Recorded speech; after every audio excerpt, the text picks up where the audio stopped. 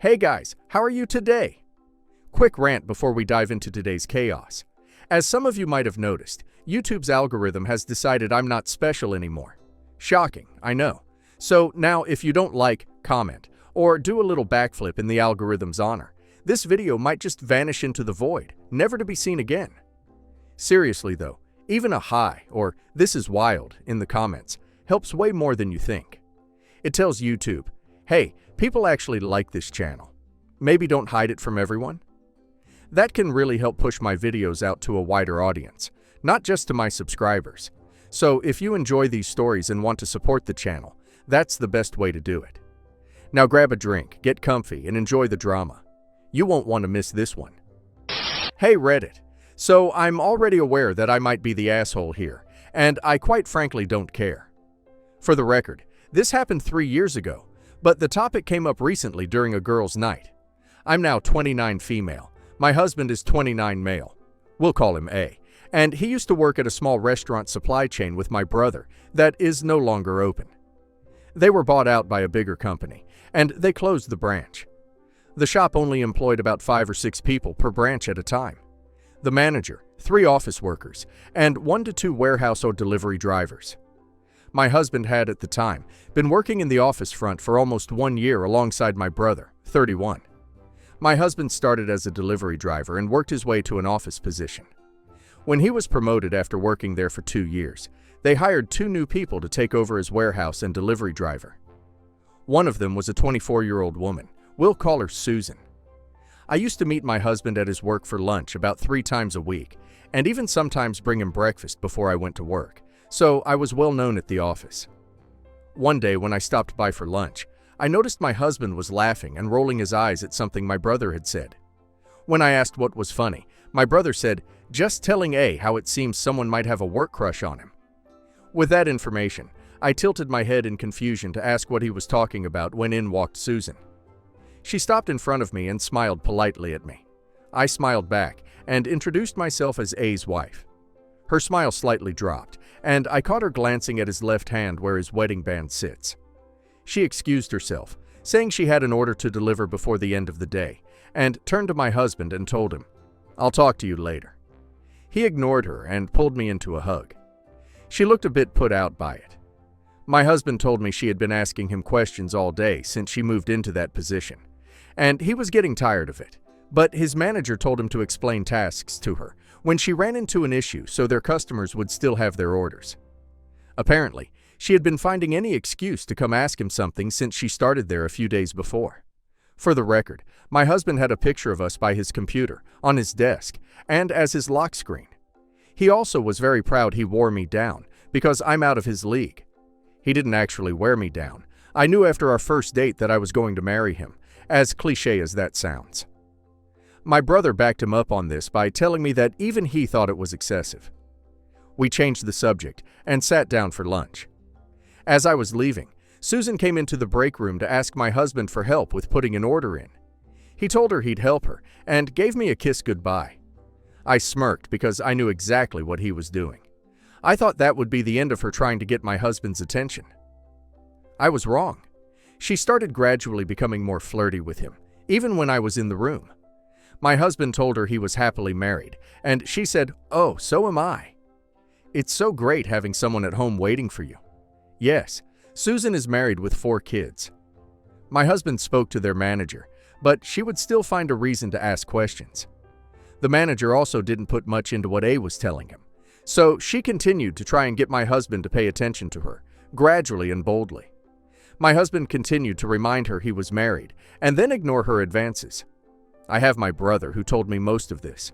My husband just said she wouldn't leave him alone. It went on for about a month. My breaking point happened over 2 incidents in 2 days. The first one happened when we were all standing in the office talking and joking around. She had made a comment directly to A, looked at my husband for a response, and he wouldn't even acknowledge her comment. She was embarrassed and looked down. She apparently decided to take it up a notch. The next day, I had to pick my husband up because his car was in the shop, and I got off work earlier than he did. I went inside, and he was getting things closed down and set for the next day. He smiled and kissed me. We all turned around to walk out of the door at the same time due to setting the alarm. In order, it was the manager, my brother, Susan, me, then my husband. As Susan was walking in front of my husband and me, I noticed she had the viral waffle leggings from TikTok that are supposed to make your butt look huge and that show absolutely everything. And the girl had enough nerve that she was swaying her hips walking in front of us in what I can only assume to be a sexy manner. I immediately looked at my husband, and he wasn't even paying attention. She glanced back and caught my eye, then stopped. I saw red. It was at that point I got to work planning my revenge.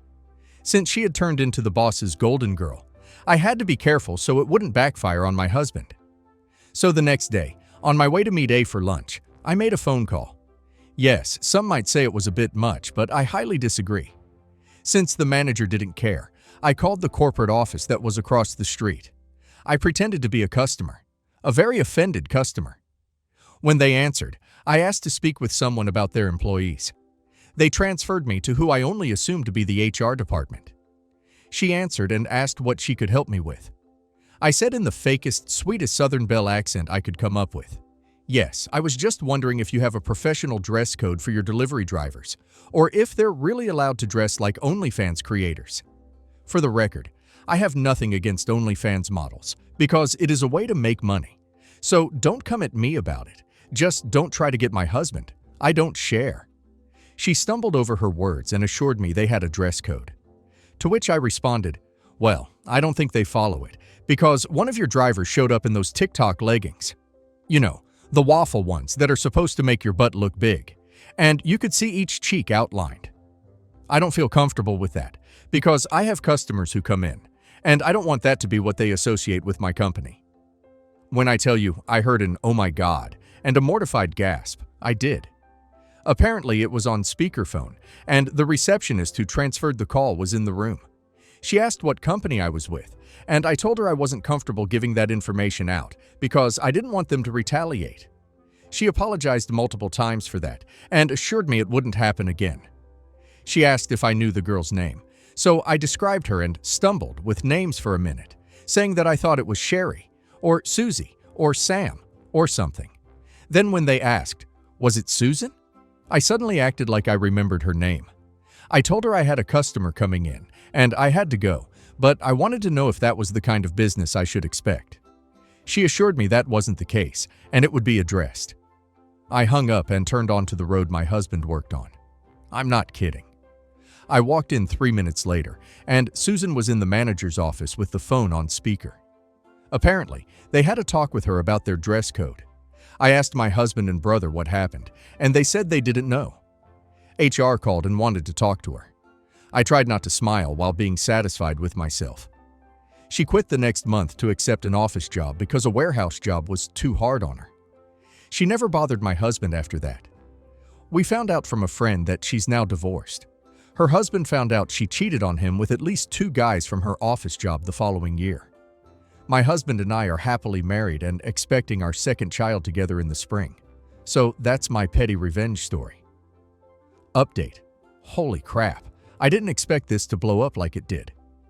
A few things I wanted to respond to from some of the comments. Some of you think this story was made up.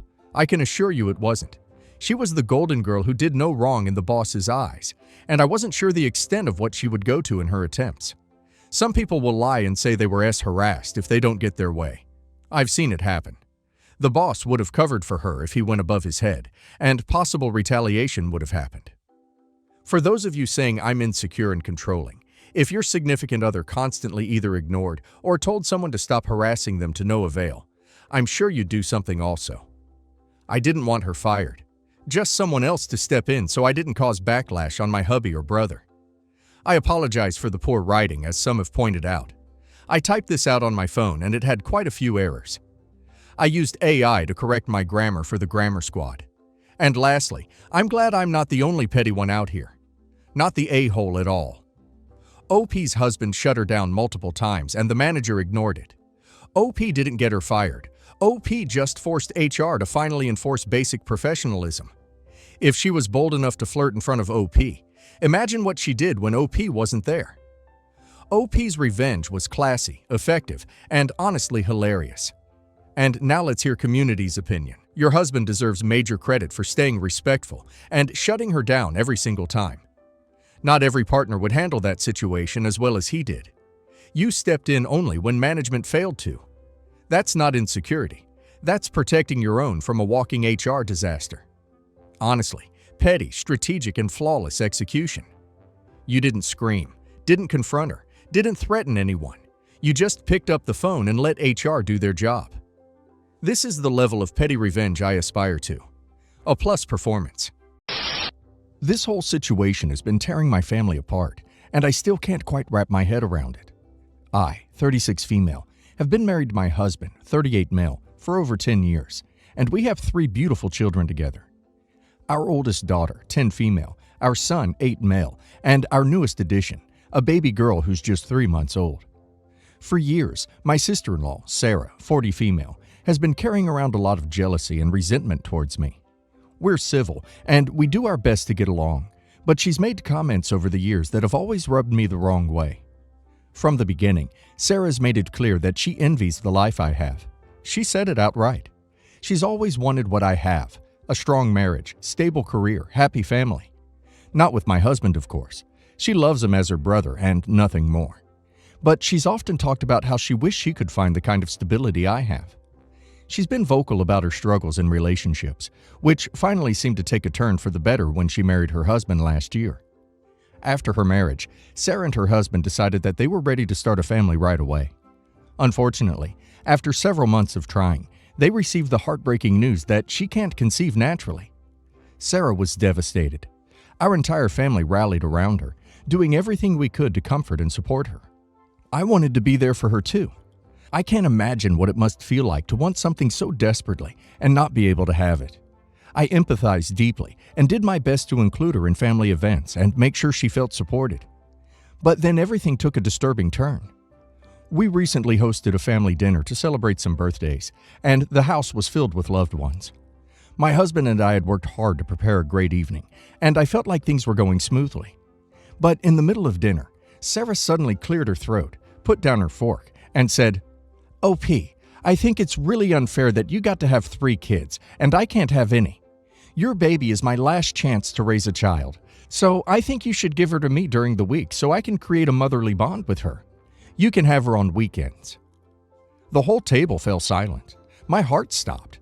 It was like the air was sucked out of the room. I couldn't believe what I'd just heard. Before I could even respond, my mother-in-law gasped. My father-in-law muttered something under his breath, and my husband went red with anger. Then everyone started talking at once. Her husband looked horrified, demanding to know what she was thinking, while my own husband stood up, nearly knocking his chair over, asking her what made her think this was even remotely acceptable. In the middle of the chaos, I took my 2 older kids upstairs. They'd already picked up on the tension, and I didn't want them hearing this conversation or having to process why their aunt wanted to take their baby sister away. My son looked at me wide-eyed, asking if everyone was okay.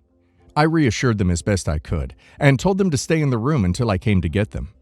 When I went back downstairs, the argument was still raging. Sarah's husband was trying to reason with her, but she was adamant. She kept insisting that she had a right to experience motherhood and that I was being selfish for keeping my children all to myself. I couldn't listen to another second of it. I told her she needed to leave immediately and that, until she got help, she wasn't welcome back in our home around my children. That's when Sarah lost it. She started screaming at me, saying I didn't deserve my life, that I didn't appreciate my children, and that I had somehow stolen my baby from her. She said I owed her this opportunity to be a mother, that I was cold-hearted for keeping my kids all to myself, and that it wasn't fair for me to hoard motherhood when she was suffering.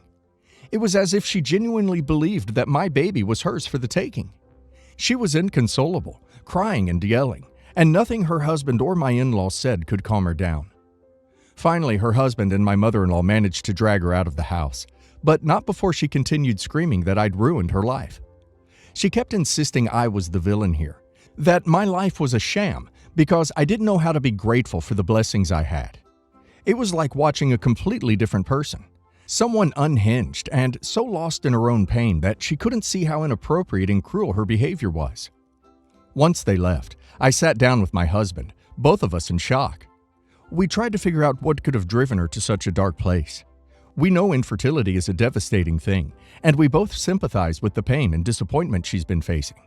But nothing justifies demanding to take someone else's child or accusing them of stealing the life she thinks she deserves.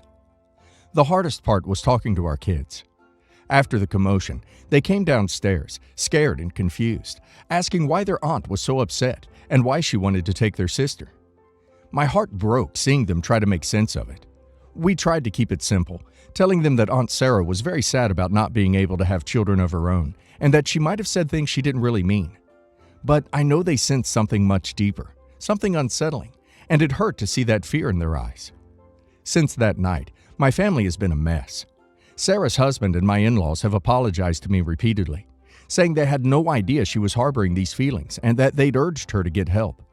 But some family members are tiptoeing around the issue, suggesting that maybe I should have been more understanding, that maybe Sarah just needed to get it off her chest. They seem to think it's something I could just brush off, but I can't shake the memory of her shouting at me, accusing me of not appreciating my own children, and somehow believing she was entitled to them. So here I am, questioning if I did the right thing. Am I the a-hole for kicking my sister-in-law out of my house and banning her from seeing my kids until she gets help?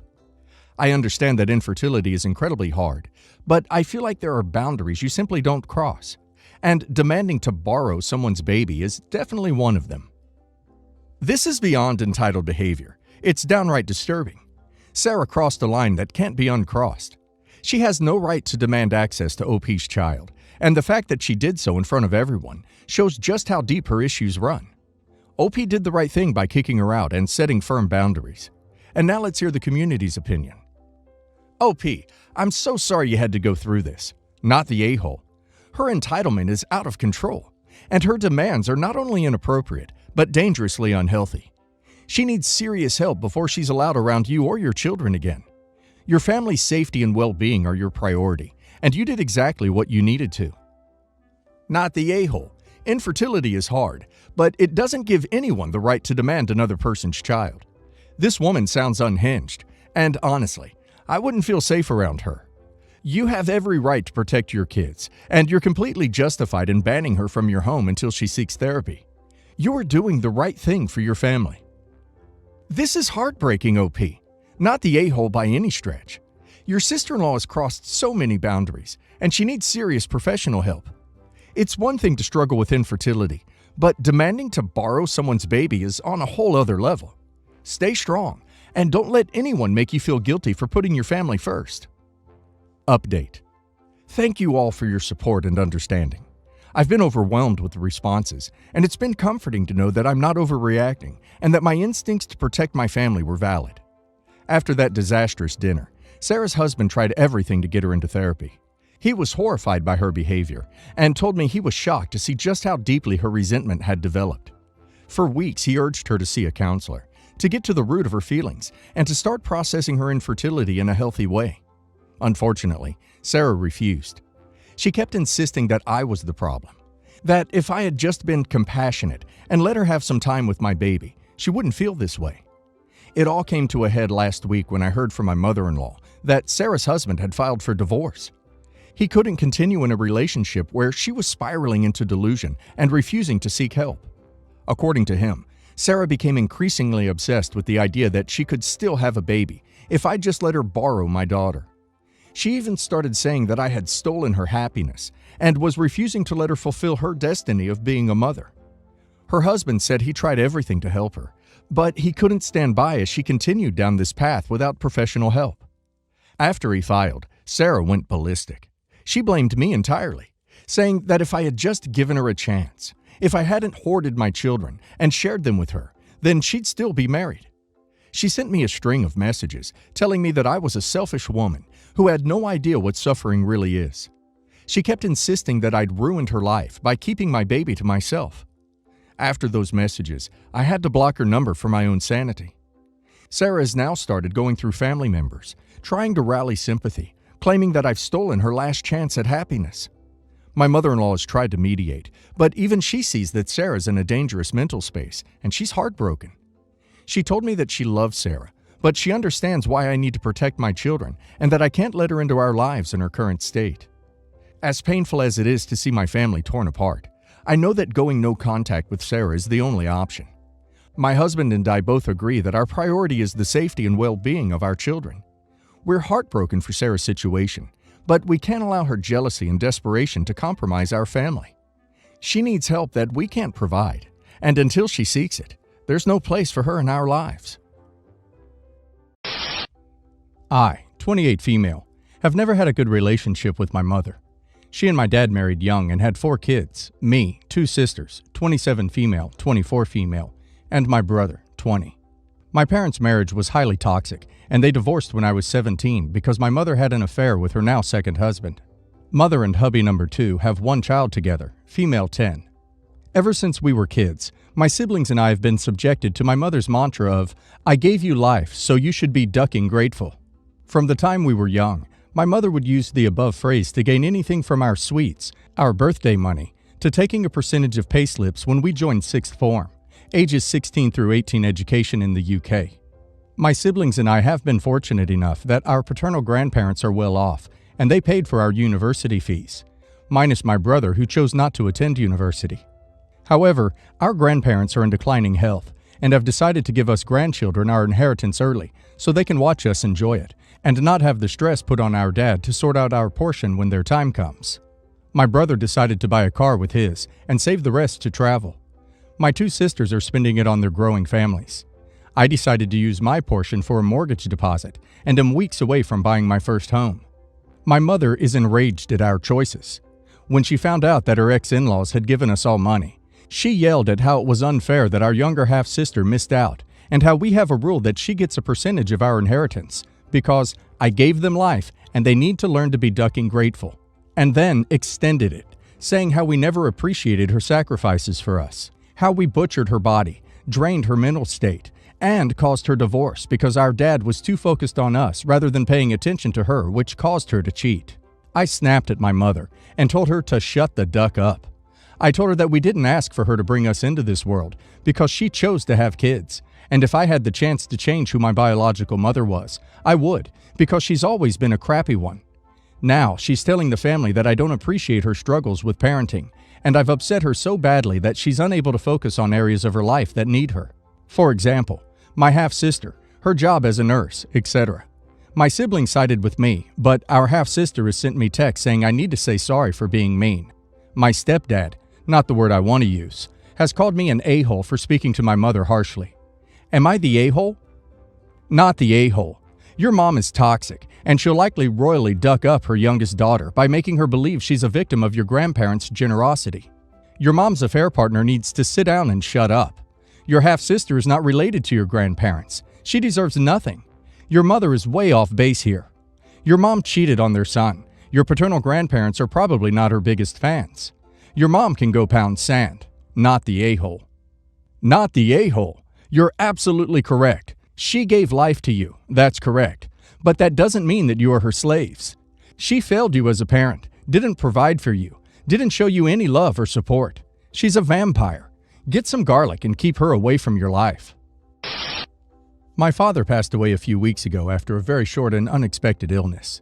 As he was given a time frame of how long he had left, he went straight into end-of-life care once diagnosed. He managed to get a will in place, and his estate is very straightforward as he didn't owe any money. Since his girlfriend found out that she is a beneficiary of the will, she has begun to act really strange. She's trying to organize his affairs, which I have already done as I am executor, and it's causing confusion. She has now started showing up at his house and throwing and clearing stuff. This makes me feel uncomfortable, and also my siblings. She doesn't let us know she is going, but has slipped up a few times in conversation that she has been there. The last time we were all there, I organized it. I made it clear that until we are all available to meet at my dad's to sort through his belongings, nothing leaves the house. Sentimental stuff is personal to each person, so would rather my siblings take stuff that reminds them of their relationship with dad, as it's different to all of us individually. I went there today. She only informed me this morning that she went yesterday and cleared a few bits and pieces out. Irritating, as I'd asked her not to, but let it slide.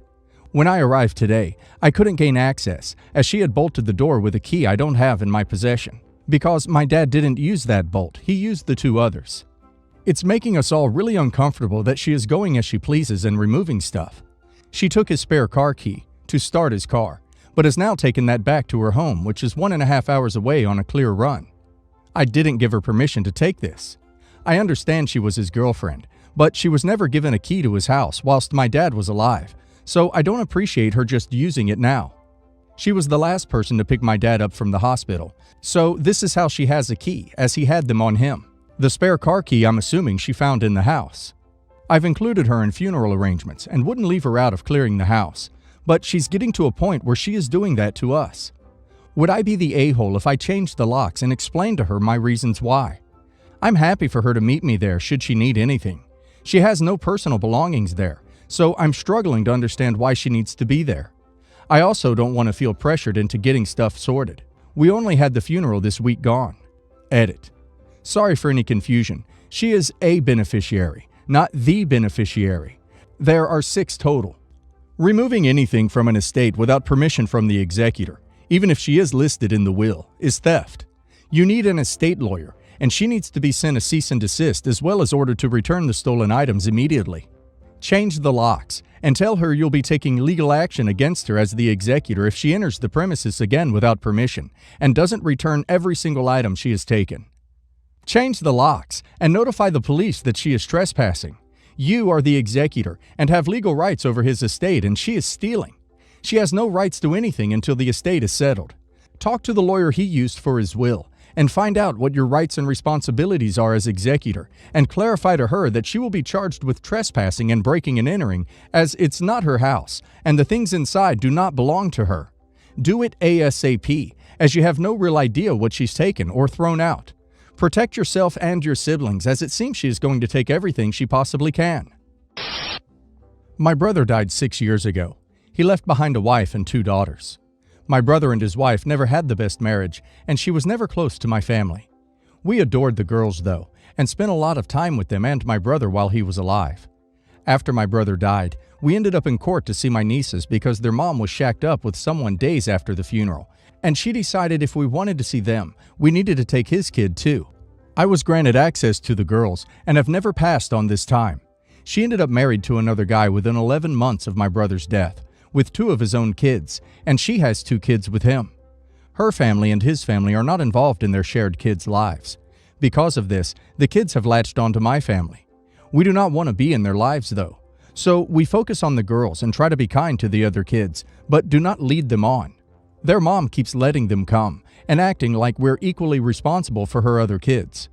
Once, she even used the line that since she didn't divorce my brother, they're his stepkids, and so part of our family. The girls have talked about how weird life is because they're discouraged from talking about their dad at home. They're told they should see their mom's husband as their dad. They're even told they should advocate for their siblings to be included. But neither of them likes that their mom remarried in the way that she did, and neither like her husband. They have expressed jealousy of his other kids who have no contact with him and don't have to be a part of that household. So the older of their half-siblings is turning 5 soon, and when we went to pick up the girls, he came out and asked why I wouldn't be at his birthday party, and I told him he should ask his mom to explain.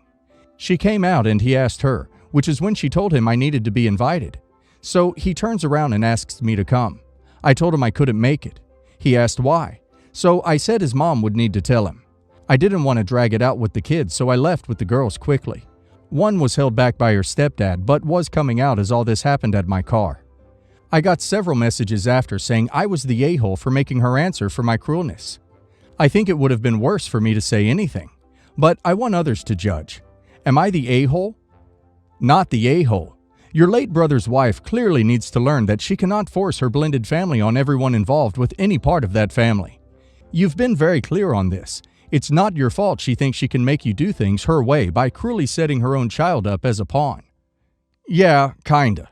All the kids are innocent. Go to his party as he obviously wants to be a part of your life. Consider it bonus nieces and nephews. They are way too young to understand the dynamics at this point and could be really hurt by you sliding them. Why is it his mother's job to explain why you won't go to his birthday party? He point-blank asked you to your face. You should have just said, "Oh, thanks for inviting me, but I'm already busy that day." If he asks you again why you can't come, tell him you've already agreed to be somewhere else that day. If he's a persistent 5-year-old and asks you what you are doing, tell him you're doing secret grown-up things, And it's not nice to ask the same question 3 times and then change the subject. Yes, Mom is going to have to explain some things to these children about the big picture, but it's not her job to explain why you aren't coming to a birthday party. Own your own stuff. Soft yes the a-hole. My half-sister decided she didn't want to eat animal products when she was 6, and has stuck to it. I'm not even vegetarian, and neither is anyone else in my family, but I do feel like I influenced her because when I'm not with my dad, stepmom, the other 70% of the time, I'm living with my mom, stepdad, on my stepdad's little farm with other farms nearby. So I think a lot about food and where it comes from, and explained it to her when she asked. My stepmom was annoyed when she became vegan because of the inconvenience, but is mostly good with it now. She'll tell restaurants she's vegan and mostly cook vegan foods for her. She makes sure she still gets all her nutrition and talks to her doctor and stuff, and she definitely doesn't give her meat. But sometimes she'll sort of cheat, I've noticed, on the butter, cheese, dairy stuff. Not in obvious ways, but like cooking something with a little bit of butter, because she doesn't want to make a separate portion for my half-sister, or giving her a packaged product that has a small amount of one of those products in it. My half-sister can read labels, but she doesn't know all the words used to mean animal products like rennet. I had noticed before that she would still give her foods with gelatin, and because my half-sister is a kid, she still likes candy. One time I started to tell her that something had gelatin in it, and my stepmom made the stop talking motion, so I stopped. But now it's been 3 years, and she's older, so we were together and she was eating something, and I was like, "You know that has gelatin in it, right?" And she was like, "What?" And I said it was an animal product, and she freaked out. She then was like, "Mom, why didn't you tell me?" And her mom was like, "Gee, sweetie, I didn't know," but clearly did, and was pissed at me. And now she's looking into other hidden stuff that's actually animal-based, and probably going to start refusing to eat that too, which is more annoying to my stepmom because it just makes more work for her and is inconvenient. I'm torn on this one. People deserve to know what they're eating, but at the same time, it's exceptionally frustrating and financially hard when you are responsible for feeding someone and paying for that someone's food, and that someone up and decides to refuse to eat a certain food. I get it when there's a dietary restriction, but as far as I'm concerned, if someone is making your food, you take it or you leave it, and if you don't want it, it's up to you to figure out what you are going to eat instead. A household isn't a restaurant, and your parents are not your personal chefs. Not the a-hole. She definitely deserves to know. I was a vegetarian in high school and didn't know that some Caesar salads have anchovies in the dressing until my cousin's wife told me. No one was pissed. I was grateful. Yes, the a-hole. You're not the one making and paying for doctor's appointments to ensure their child is properly nourished. You're not the one preparing multiple meals to ensure they're fed 3 times a day. You're not the one taking on the physical and financial burden and responsibility for this. If it was because of dietary restrictions, that would be one thing. But she's still dependent on her mom to both pay for and make her meals, plus ensuring those items aren't animal products. You're on a high horse trying to be your sister's vegan savior, but when that's all said and done, you move on with your life, and your stepmom picks up the pieces. Seriously, mind your business. It wasn't like she was giving her chicken and telling her it was tofu. She gave her gelatin, used a bit of butter, etc. that would make her life easier. How about you try and purchase and cook your stepsister's meals before you get all high and mighty about what her mom gives her? My mom and stepdad got married when I was 1 year old. My stepsister was 7, and most of my life I was afraid of her. She has, later diagnosed, bipolar disorder, and as she got older, she got worse. She ruined my life. Everything that I owned growing up was either destroyed or she took. She'd even find a way to ruin my friendships, relationships, but my mom and her dad would always tell me she can't help it. It came to a head when I was 15. She gave my hamster away, and then when I made her feel, she trashed my room for the 100th time. It got to the point I had to leave all my school stuff and clothes at my neighbor's house so she wouldn't ruin them. And before anyone asks, after years of therapy, I now know I was manipulated by my mother to not tell my dad so he wouldn't go for full custody and she wouldn't get her huge check to spend on my stepsister's treatments, which they, mom and stepdad, spent every penny on. My neighbor told my dad the whole situation. Long story short, he got full custody, and I've not talked to her in 10 years, before the other day. Recently, I've started having a relationship with my mother again and letting her get to know my 2 kids. Male 2, male 4 months. She and my stepfather keep bringing up meeting my stepsister so she can be an aunt. saying she's way better now and wants to see my kids. I told them in no uncertain terms that I do not want her in our lives. Wednesday, I stopped by my mother's house, and my stepsister was there with her preacher husband. Apparently, she found God. She tried to hold my baby, but I told her no. Then she busted out into tears. Apparently, she can't have kids of her own, and in one of my petty moments, I told her it was karma due to everything she put me through. Then, she and my mom tried to explain that it was the BPD and not her, and I'm an ableist for holding it against her. My boyfriend got me out before I could even think of anything to say. Basically, now I'm a bad person all over again, and my mom wants nothing to do with me. Again. Not the a-hole. Your mom is the biggest a-hole for not protecting you. Not the a-hole. Mental illness can be an explanation for behavior, but it isn't allowed to be used as an excuse. Part of her therapy should have been learning to respect the boundaries of others and take ownership for anything she does or says, regardless of whether it was during a low moment. Clearly, she needs to continue working on herself. Stay away from her, and keep her away from your children. Not the a-hole. It's probably better for you to continue to keep them out of your kids' lives. They aren't going to change, and won't stop pushing her onto you and your family. Be unlike your mom and put your kids first.